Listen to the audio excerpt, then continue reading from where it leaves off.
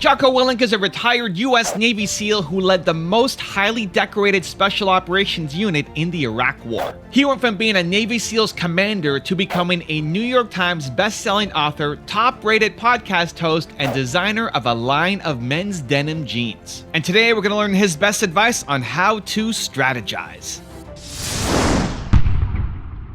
Rise and shine, it's Entspresso time. I spilled. I wake up every morning. Espresso keep me going. I wake up every morning.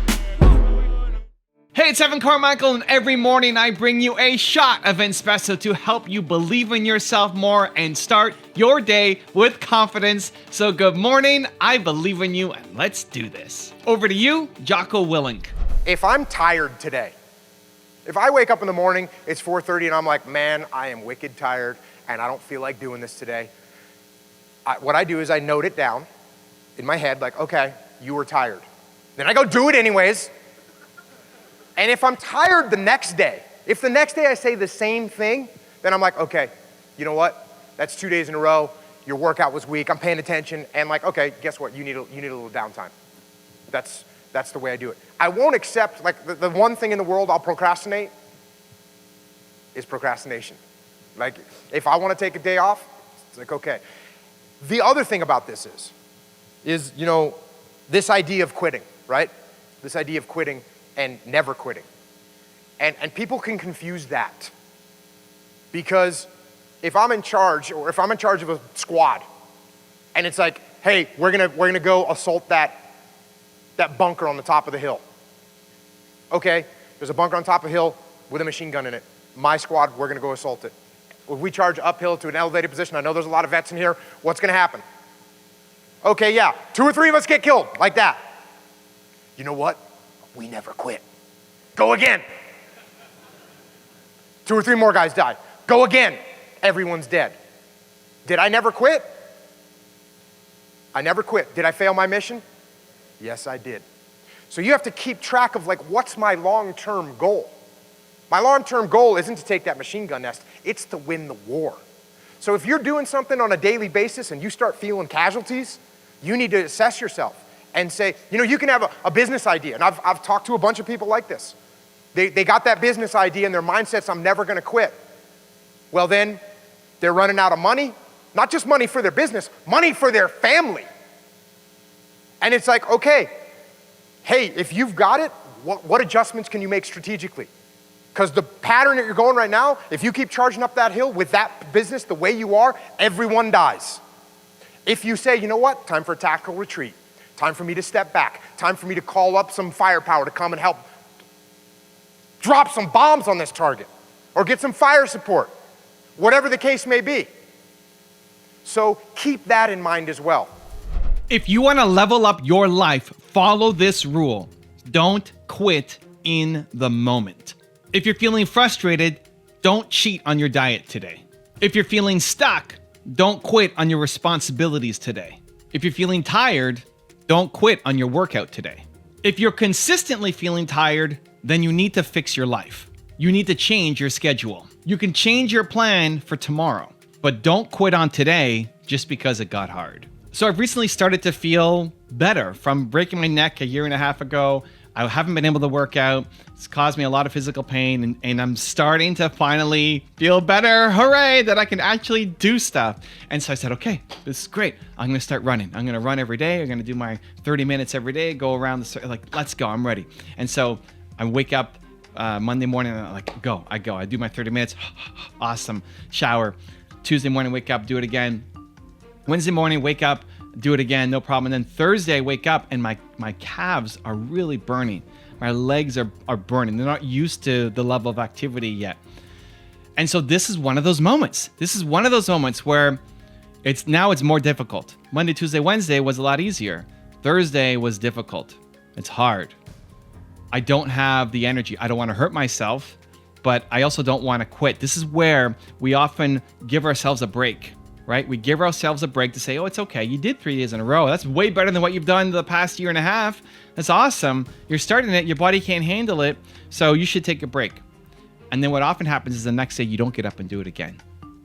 And so what I did was, I'm still going to go do my run, but I'm going to do the best that I can. This is where self-esteem comes from. It's like, did you do the best that you could?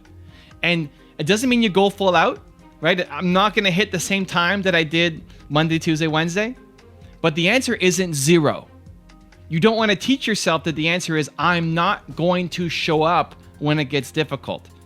That's why you stop habits. That's why you lose self-esteem. That's where you lose the self-respect and self-credibility, because you said you were going to do something and you didn't do it. So now you don't believe yourself the next time you say you're going to do something.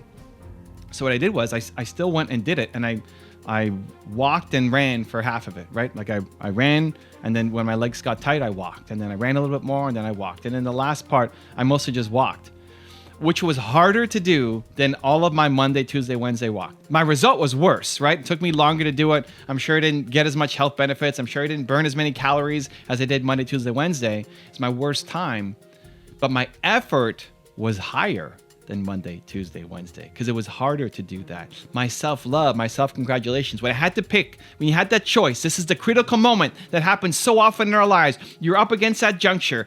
It's hard. There's some external factor that's come in or some internal factor that's risen up. It's harder than it should be. It's harder than it usually was. What do? Do you give yourself the break, or do you show up? And what I want for me, for you, I think it was what missing in most of the world, is you being proud of your effort on a daily basis. That if you're up against that barrier, do you decide to quit or give it your best effort?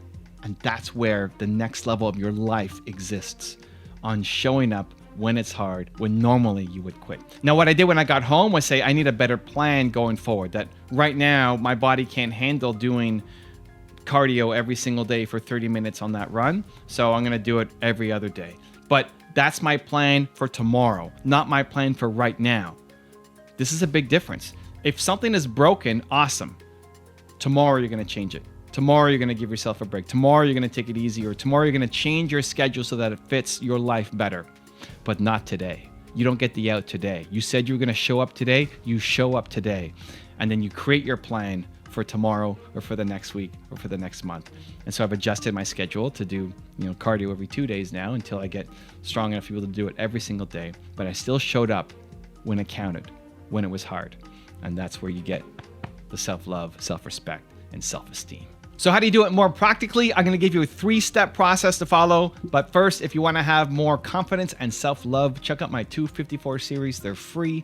The links to join are in the description below. People want to know how to stop the laziness, and they want to know how to stop the procrastination. And I looked at him and I said, I'm not a brand. I'm a person. Self-discipline comes from the self. It comes from you. Okay, so how can we make ourselves proud? How can we not quit in the moment? I'm going to give you 3 steps to follow. Let's go. Step number 1 is what I call move the break line. You want to slowly move the line forward of where you give yourself a break. Think about the habits that you're doing that are hard, that are difficult, that you've grown a little bit in, that maybe become a little bit easy for you. But think about, when do you give yourself a break? At what point do you give yourself a break where you said, okay, I've done enough?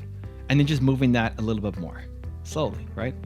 You're doing one extra set, or one extra, heavier weight, or a little bit longer on the run, or one extra video to make for your channel, or one extra phone call to make. Like, move the line a little bit forward of where you would normally give yourself a break to create a new standard for yourself. Move the break line. Step number 2 is follow through on the promises you set for yourself. So you want to be very careful around what you say you're going to do to yourself, because you don't want to teach yourself, which is what most of the world has done. Most of the world has taught themselves that you set a goal and you don't follow through. How many people set a New Year's resolution and 2 weeks later it's gone, right? We do this constantly. We set goals for ourselves and then we don't follow through. What ends up happening is your brain now doesn't trust you. You don't trust yourself, because the next time you set a goal, it's like, he's not going to do that. She's not going to do that. Did you follow through on the last 200 things you said you were going to do? No. So what makes you think you're going to do this? This isn't even other people telling you. It's you telling yourself. It's you no longer believing yourself. You might believe it in the moment, the day of, awesome, but then a day later, a week later, 2 weeks later, you're not going to stay consistent on this because you don't stay consistent on the other things. So you have to be very careful of what you say you're going to do. What are you going to do? And then whatever you say you're going to do, you have to do it. You have to show up no matter what, even just to show yourself what you're capable of. That run, that extra run that I did, that was half walking, half running, even though it was weaker performance, lower results, that's the thing that made me feel great about myself, because I showed up when it got difficult, because I stayed consistent with what I said I was going to do. So you have to keep your promises to yourself. When you say you're going to do something, you show up. And then step number 3 is make a better plan for tomorrow. In the moment, you're not allowed to change anything.